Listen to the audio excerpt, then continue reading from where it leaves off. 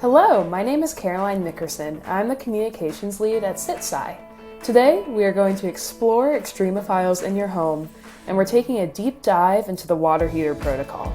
But first, let me tell you a little bit about microbes. Microbes are tiny organisms that can only be seen under a microscope, and they thrive in extreme environments, from deep sea trenches to boiling geysers. But did you know they also exist in your home? Your hot water heater, air conditioner, and showerhead create the perfect conditions for these life forms to flourish. The Extremophile Campaign in your home invites participants to search for microbes in unexpected household spots and contribute to real scientific research. This project, hosted on CitSci and led by Two Frontiers with support from SEED, explores how microbes might help solve challenges like climate change through their unique survival abilities. We invite participants to observe and document microbial growth, earning the chance to contribute samples for cutting-edge DNA sequencing research. You can participate in the Extremophiles campaign in your home, as well as the Companion in the Wild campaign anytime via CitSci's app or website. However, with this video, we're going in a little bit of a different direction, showing you a special version of the Extremophiles campaign in your home, where we're asking volunteers to drain their water heaters and collect samples for the project. You will need a sampling kit from us before you get started.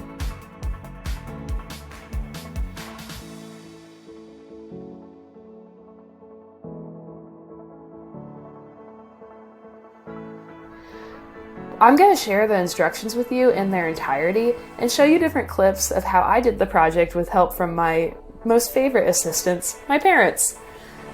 Just want to say before we get started, CitSci, Two Frontiers, SEED, we are not liable for any damage to your water heater or home as a result of participating in this project. Thanks for wanting to delve into this new frontier with us here at CitSci. So you might be wondering, how long will this take? It should be less than an hour. And you'll be sampling indoors, at home, or wherever water heaters can be found that you have permission to sample. In terms of equipment, provided in your sampling kit, you will find 2 test tubes, gloves, a metal scoop/scraper, a disposable pipette, double-nested Ziploc bags with absorbent paper towels, and a shipping envelope with prepaid return label. You'll need to provide some supplies too that aren't in your sampling kit. Please locate at least 2 clean 5-gallon buckets for water collection, and also find a clean hose, preferably a clear one for visibility. If you're thinking about when to sample and who to sample with, just know that you can conduct this sampling anytime, but you need to make sure that you follow the necessary safety precautions, especially around hot water. Draining your hot water heater may sound intimidating, but it's actually fairly easy to do. It can be helpful to have 2 people for the sampling. For example, I had both my parents, but you really just need one buddy. One person can be available to hold the hose in one bucket, while the other person empties the buckets full of water. Alright, let's get into the step-by-step instructions. Step 1, read your water heater's owner's manual. If you have access to the manual for your hot water heater, it most likely includes step-by-step instructions for how to drain it. Most of the instructions should be similar to our instructions that you'll hear in this video. Our instructions also include how to collect samples to send to the Extremophile campaign in your home, which you won't find in your water heater owner's manual. For step 2, it's time to turn off your water heater. If you have a gas heater, your model will most likely have a dial you can move to the off setting. Those sampling gas heaters will also need to shut off the gas. Electric heaters, we recommend that you shut off the power to your water heater at the circuit breaker. For an electric water heater especially, failure to properly turn off the water heater could damage the internal heating elements when the water is completely drained. This is a very important step, so whether you have a gas or electric heater, make sure that you are careful as you are turning off your water heater. Moving on to step 3, now it's time to turn off your cold water supply. There should be a valve, or a knob, or a lever near the top of your water heater that you can use to turn off the flow of water into your tank while you collect your sample.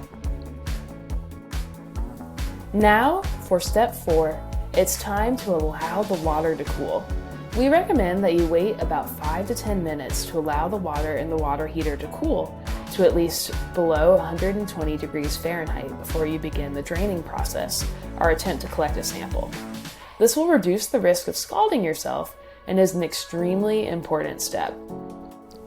When you're ready to take on step 5, you can open the pressure release valve at the top or the side of the tank. At the top or the side of the tank, there should be a valve for relieving pressure inside the tank. When you open it, you should hear the sound of pressure releasing. Make sure that you leave this valve open. Step 6 is as follows. Locate the drain valve at the bottom of the tank, set up both your buckets, and attach the hose to the drain valve. At the bottom of your water heater, there should be a valve to allow for the release of water. Place a large container, bucket, beneath this valve and attach a clean hose to the valve. Put an empty bucket next to your main bucket. This will come in handy later. The initial bucket will catch any water that may leak out when you first open the valve. When you tackle step 7, you will finalize the placement of your buckets and hose. Place the open end of the hose into one of the buckets. Keep the second bucket nearby for use when the first bucket is full. Step 8 is to start draining the water from the heater. When you open the valve, the water should start flowing into the bucket. When the first bucket is about half to 2/3 full, move your hose over to the second bucket. If there's sediment or flocculent, floating particles, in the first bucket, prepare to collect a sample. This is relevant for step 10, collect your sample. If you don't see any sediment, keep draining. The heater drains from bottom to top, so sediment may appear immediately, later, or not at all. Buckets of water that do not appear to have sediment or flocculent can be dumped out. Continue to drain and check for sediment until water runs clear or mostly clear. Keep draining just to be sure you're getting the sediment until the water runs clear or mostly clear. Shut off the flow once the water runs clear or mostly clear. Now it's time for the most exciting step of all, collect your sample.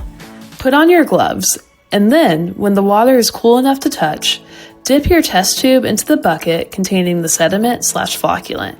Collect as much sediment/flocculent as possible into the tube. Don't worry about putting your arm in the water, especially if you're wearing gloves. Even if you do touch the water somehow, it won't contaminate the sample. You may wish to use the metal scraper or pipette from your sampling kit to get as much of the sediment as possible into the tube. Step 11 is to reset your equipment. After making sure that the drain valve at the bottom of your water heater is firmly tightened, turn the cold water supply valve back on. Allow the tank to fill up completely. You'll hear air escaping from the pressure release valve, and ultimately, the hissing sound will dissipate as the water passes through the pressure release valve. Once the hissing sound is fully gone, you can close the pressure release valve. Restart your water heater following the instructions in your water heater owner's manual. The final step is step 12, ship your sample. Place the test tube inside the provided double-nested Ziploc bags with paper towels. Seal the bags tightly to prevent leaks. Use the prepaid envelope to return your sample to the research team, and then visit the CitSci app or website to enter your data via the Extremophiles page. And that's it! Hooray! You did it! You contributed to science! Helped us find microbes that might be important for addressing environmental challenges like climate change. Before you embark on your water heater testing journey, we'll end with some safety notes. Always consult your water heater manual before beginning. Ensure the water is cool enough to handle before collecting samples. And finally, be cautious around hot surfaces and water lines. If you'd like more reading, or you're just curious about citizen science, you can find a written version of these instructions on the CitSci page with the Resources tab, with research references for further reading. You can also find many more citizen science projects on CitSci where you can make a meaningful difference for science. Thank you again for turning your curiosity into impact.